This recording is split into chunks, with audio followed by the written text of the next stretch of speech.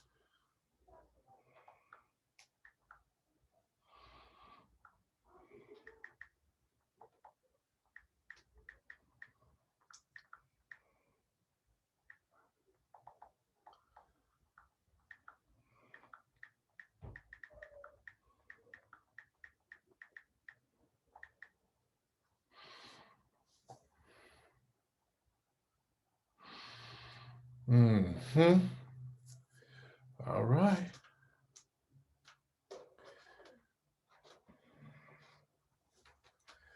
Let's see how that's what we gotta do.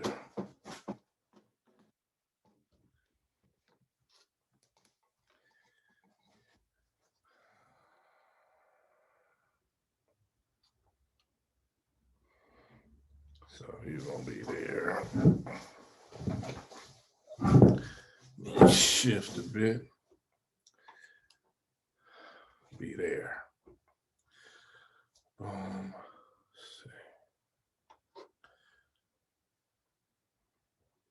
There we go. So we're gonna work it out. We're gonna work it out. We're gonna work it out. I'm grateful for everybody here.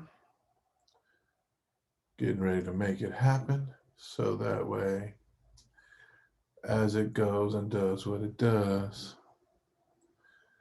Let's see, no. That's good. Okay, we're cool for now. And we're about to go live here and then there. Let me make it happen. Oh, no, it's not what I'm doing at all. Okay.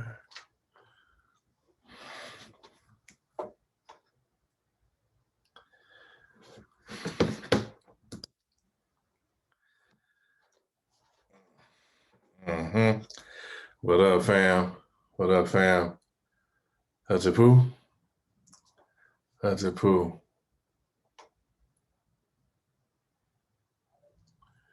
KhASA Poo. What we got popping here? Okay.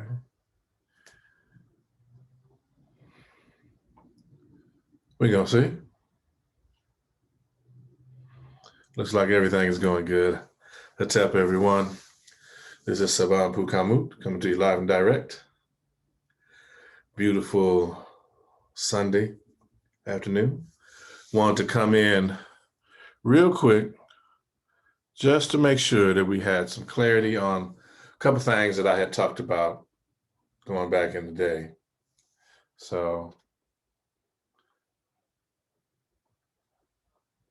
what I wanted to be able to do was to get that started so you all would have an easy way to understand what we're talking about. So we have these special days that have come on. We're actually at the end of the full moon cycle. And I know for many folks are talking, what do you mean end? The full moon was on the 28th, bro. This is the 31st. So I wanted to spend a little time talking about that in terms of we'll call it spiritual or indigenous understanding, but more so also from a self-defense arts practitioner's understanding of how the body works, how working with nature in concert will provide you with a different understanding of what it means when we talk about full moon or equinox, solstice, even birthday. or solar return, but I'll say the solar return one for just a second. I want to get to first, we do it in the cycles that we do it in. So we'll get to the ones that impact the planet more with the daily rotations, which so we call them days. I invite you and really implore you to check within your cultural background, your cultural heritage, pre-Western contact, if the best you can. And I want you to identify, the cultural festivals, rituals, habits, and patterns of your people as a way to clearly understand what I mean when I say cycles. And so you would have, say, like a bit of fertility ritual during the spring, but it would not just be on the day of the vernal equinox. The vernal equinox would be at the height, and there would be on either side aspects of that. So you get a piece of that when we talk about the 4 times a year that we do our public community fasts. And in those fasts, we talk about the time period of what are the most vital times to be on the fast, and what are the times for prep and the times to come down off of the fast. And those are set up to be moving in concert with the cosmos, in concert with what's happening on the planet, and hopefully to allow you at whatever phase you are in your life to participate at whatever level that is able to benefit and serve you and your family and your household and your community. So first we're going to look at the moon, and we talk about moon cycles. It goes primarily, we'll start, it waxes full, and then it's full, and then from a period it starts to wane, then it goes to the new, and then it begins to wax again. And it can either wane, gibbous, wax, gibbous, and you can get into all the details around that. What I want to talk about is the new moon cycle actually occurs over roughly a 3 to 4 day period, depending on culture. And so you want to look very closely, although the Africans and many other folks after them had a very specific understanding for the lunar cycle, a very specific understanding for how many days the cycle was, roughly 29 and a half, and also had a very clear understanding for when the moment for the new moon was. However, new moon ritual could be seated around that depending upon its emphasis. And that's really, I want you to check your culture, your cultural background, so that you're able to get that moving. All right? And so in that regard, we wanted to be able to let you have, not let you, but share an understanding around that. So the full moon comes around, and for many folks, they don't understand that when you're under the sun, you get a specific energy, and the specific energy is cultivated both on the planet as the light gets refracted through, bounce through the ionosphere all the way down through the many layers of protection the Earth has. Okay, so we get that light. And when the moon is full, you get a different version of the light. And so it corresponds with different parts of the body. Not going into that, it varies depending on cultural understanding, subtle bodies, which we've gone over before on this. And also a way for you to get clarity in terms of what types of subtle bodies and subtle energies you're working with in terms of breathing, and even in terms of how you would work with your spiritual implements, crystals, stones, tools, and it provides you an opportunity to recharge them. And so many folks think that the full moon is just one night, and you see it's roughly 4 to 5, depending on the cycle and when the moon is visible where you are. A perfect example would be this last full moon, which for many folks, particularly here in the Northern Hemisphere on the Pacific coast, occurred during a time when the moon wasn't even in this part of the world. The moon had already set for 5 hours, so the moon technically is full, but in terms of the experience of where we are on that part of the planet, it's minor. And so what we want to talk about is really get you to understand that when we're talking about moving in concert with the planet, with the way the sun is bringing energy to the earth in subtle ways, the way the moon is bringing energy, other planets like currently Mercury is in retrograde. What you want to be able to do is to utilize the understanding that this is going to happen over multiple days. So it rained here in Los Angeles one night. So didn't get out at that night. However, it doesn't mean that I missed the lunar cycle and the things that I would typically do under the full moon. So I want you to be clear as we understand that. Okay, if you have any other kind of questions, holla. Reach out. This will also be going up on our YouTube channel in case you missed it live. So we'll have an opportunity to get that done again. What I'd like to do now, just real simple and basic, is to share what happens with the sun. Because the same thing occurs with the sun, and I alluded to it a little bit when we were talking around, the winter solstice. But I want you to understand that it's like this. There is a relationship that each culture and several cultures may have with that particular season or time or that particular shift in the cosmos and the cycles. And even with that, what you want to be able to do is to create the space where your understanding isn't based just on the ritual, isn't just based, because as you more deeply understand the ritual, you'll understand the relationship to the cycle. So I'm going to talk about the cycle in the hopes that as you get to a deeper understanding in your practices, it will afford you the opportunity to see it more clearly. So in terms of the KhMatic practice, we'll say that we're symbolizing the victory of the light over the darkness, the coming through the dark times, stepping forward into the light. So in other words, stepping forth into the light. So it's time of a prominence of Asar. It's a time of Heru, coming forward and learning how to manage his energy and coming through. Now, if you look at that, you say that now what that means is that the solstice is actually meaning, sun stands still, or basically that the amount of light, this is supposed to be the shortest amount of light that we have, or the shortest day. And what I need you to understand is not the shortest day, but really the shortest days. They're about 4 days, 4, 5, 6, sometimes almost 9 days, depending on the year and where we are in the cycle. And also on, the shift in terms of the tilt on the planet, in terms of the length of time where those days will be the same length of time. So we're still in that cycle. So that solstice cycle, and this is connected to how you do the fasts and how you do all this. So there's a real science to the cycles.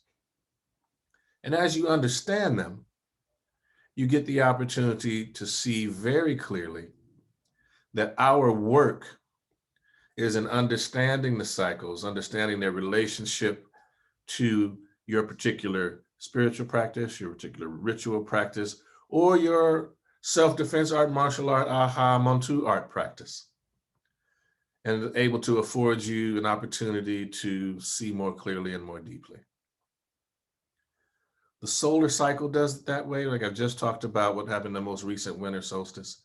The spring equinox is upon us, and we'll be dedicating our live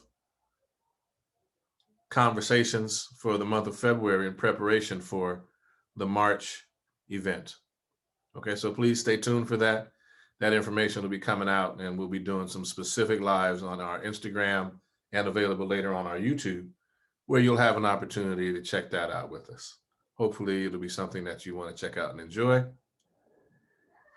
And now you have like the longer cycles in terms of the different planets and planetary relationships. And what I may do is probably we'll be back again next Sunday. We're doing the last Sunday and the first Sunday. And so what I'll endeavor to do in that one is to talk about the interrelationships between the planets, the Necheru or the Necheru, and the human body, so that as you understand why we do the movements the way we do, the order we do, how we do them, what is their relationship to what you do every day? and why certain health practices traditionally and culturally were connected to the moon, the stars, the sun, and other planets as a way to maintain your health.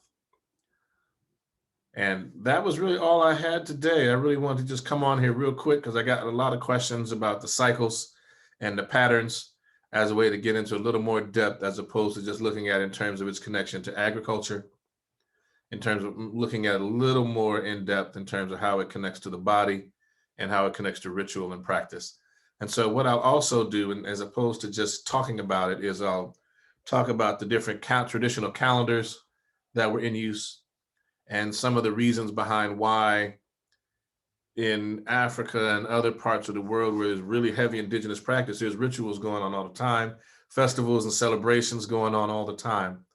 So school, in terms of understanding what the Westerners would have as a quadrivium and a trivium, or the basic tenets of college education, which would be kind of, your social sciences, your hard sciences, rhetoric, logic, math, all of those sorts of things rolled in there. What you want to be able to do is to not separate that from the spiritual understanding or the spiritual cosmology of your culture. And so when you return those two together, it gives you a much more full understanding. And it enables you to now see more clearly that overfishing is not healthy. And you can check, there should be some news articles in this Sunday's paper about the role and impact that overfishing has had on the Chinook salmon supply in California, and how that has a deeper understanding for the health of the oceans and the consumption of fish in general, and then how that has an impact for what actually happens for those who eat from those fish, expecting nutrient value. And it gets into a deeper way. We're talking about these cycles, and their understanding is our ancestors knew when, based on the cycle of the moon and the sun and the planets, which time was most ideal to pick a particular fruit or harvest a particular plant for tea, depending on the cycle. So that's why I'm saying take a look back at your culture. Talk to your elders.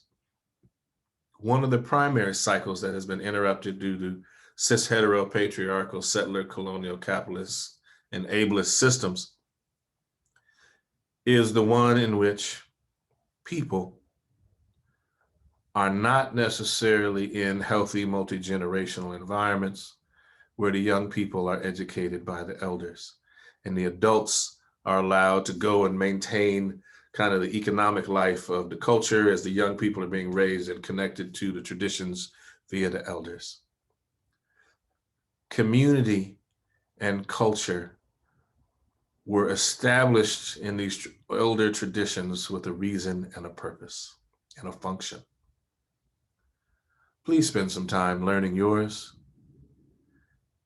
And in doing so, it will enrich all of us, as it will afford us an opportunity to actually have something to share with one another. I'm very grateful for the time. Just jump in here real quick with me, holler. Reach me on any of the social media. I look forward to speaking with you all soon. We'll be back next week talking again about the specific examples around calendar, around planets and their relationship to the Necheru, and getting a little deeper as a result of that. We'll get a little deeper in terms of what some folks would refer to as aromatherapy, because that directly is going to relate to the planets and the Necheru. We'll get off into that, and we're going to start shifting these talks a bit to talk a little more about Kemet in ways that hopefully you will be able to roll with and vibe with. And if there are any questions, you get an opportunity to holler at the earliest time. So with that, I want to thank you, Hatapu, Uncle Ja Seneb, Life, Health, and Strength. This has been our Sundays with Seba Inpu KhAMut. Hatep.